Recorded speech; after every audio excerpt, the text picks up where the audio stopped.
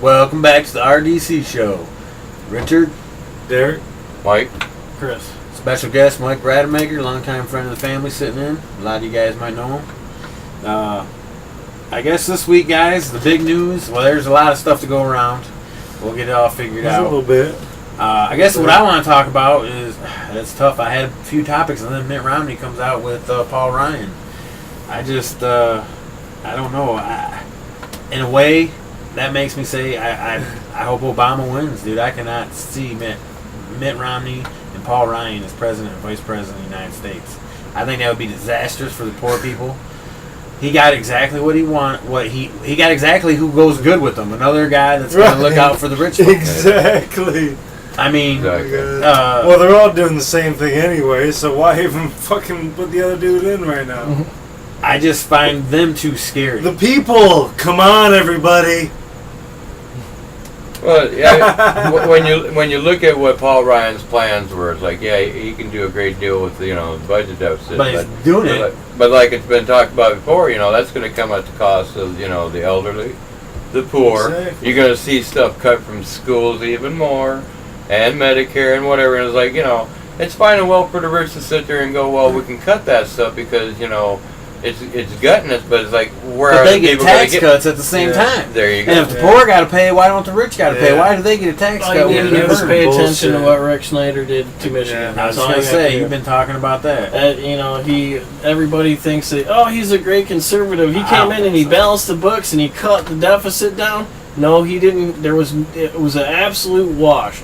As many Made the poor. as many stuff that he cut, he went out and gave tax breaks to the rich.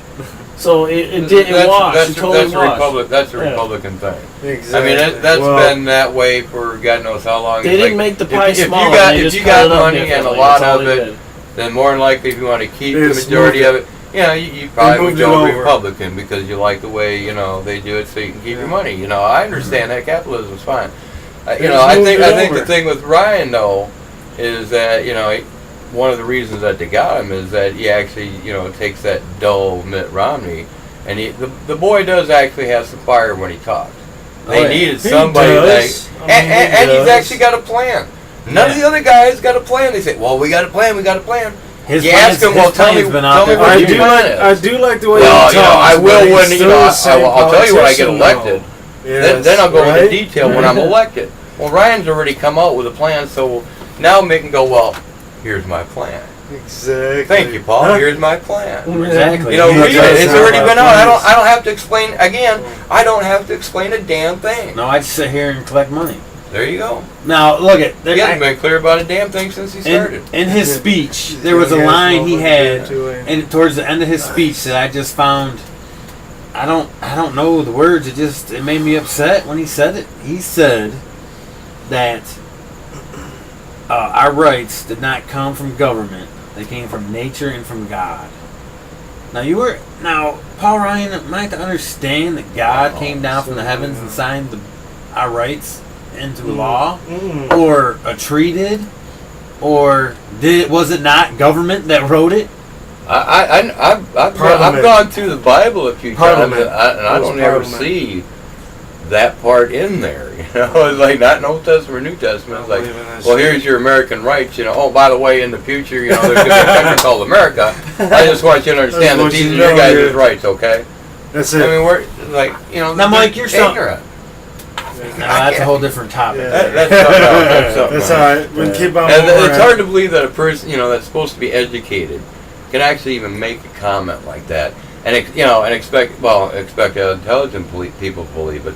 It's probably not why he said it, because the intelligent ones already know that's a line of BS. But your vast majority of people just kind of hear that stuff in passing, and if it has a sound, a good sounding flavor to it, they go, oh.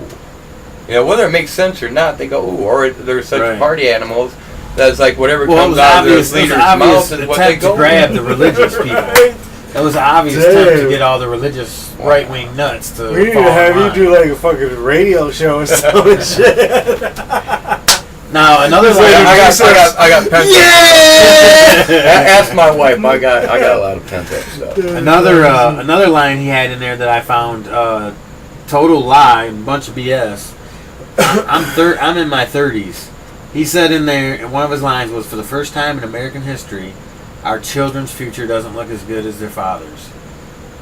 My future has never looked as good as my dad's, and I'm in my 30s, late 30s. Oh no. You're, youngster. What do you yes. think of that? I mean, did you ever think your future was better than dad's?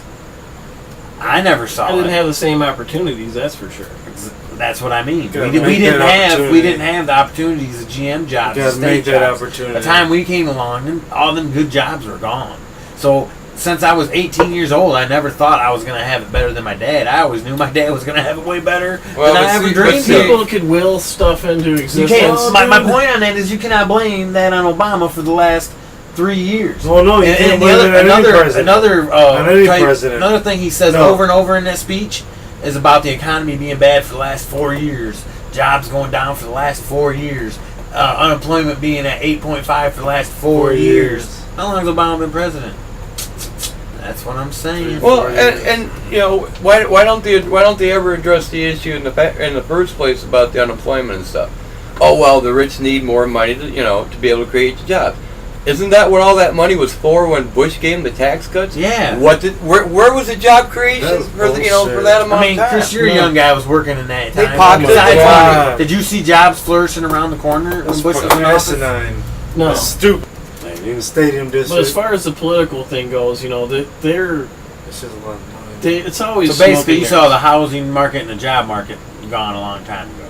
Yeah, it's not nearly what they. Yeah, it's like one of those things. But it's like with any election, anytime you get somebody else in there, like President Obama inherited on election day, he inherited a $10 trillion deficit. Everything. But he inherited a $10 trillion deficit, right? So if you break that down into the 2 terms that Bush served, did $5 trillion each.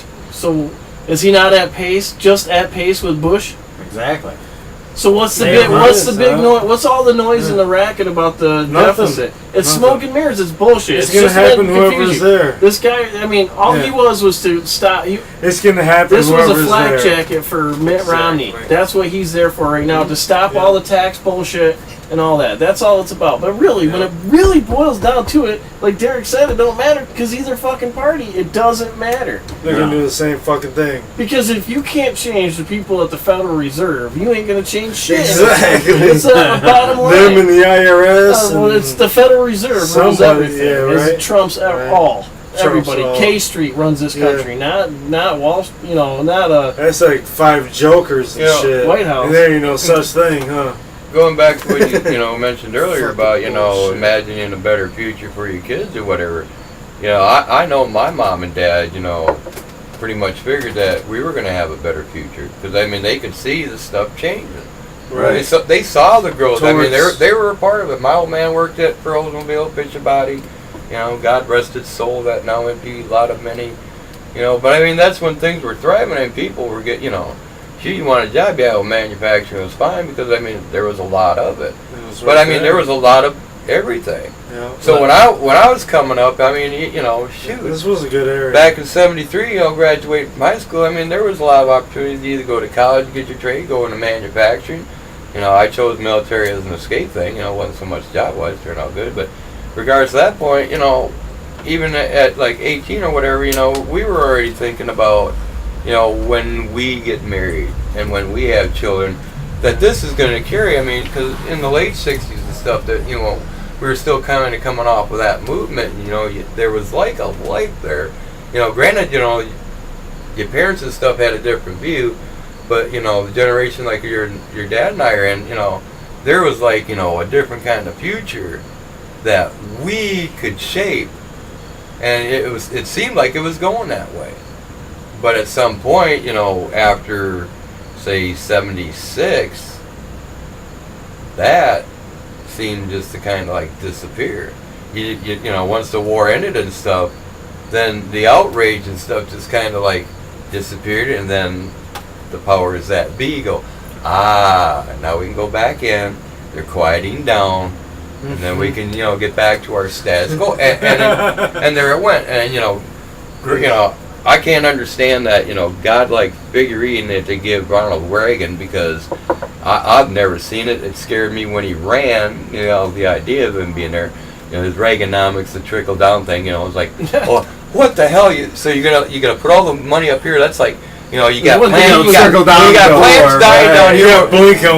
We're gonna start it all here, and you know, have it run down. And by the time it hits the very bottom, where a lot of us are, which is about like 99%, he was not conservative. But I mean, everybody's going, well, that's great. And it's like, what the hell are you talking about? You're going to tax the bejeebers out of us. What? You're going to take a bunch from us, throw it up in the air so I'm up here, grab it, and hopefully some of that will come back down to you. Well, maybe. You know, and we'll do that every year to you. But the rich, and that's where the rich don't spend the money. They sit on it. They're not going to spend it. They have no need to spend it. We have a need to spend it. Yeah. If we got money, we put it right back into the system. Exactly. You know? I couldn't believe Reagan got elected, just like I couldn't believe George II got elected. Oh yeah. When he's going like, oh, he can't possibly win. He won, and that's where I first started. Like, that's some holy fucking shit, bullshit. We're in trouble. Do you think there's any way that we could? What would it take to energize the people nowadays to do the kind of things they did in the '60s? Hold that thought. We're gonna take a real quick commercial.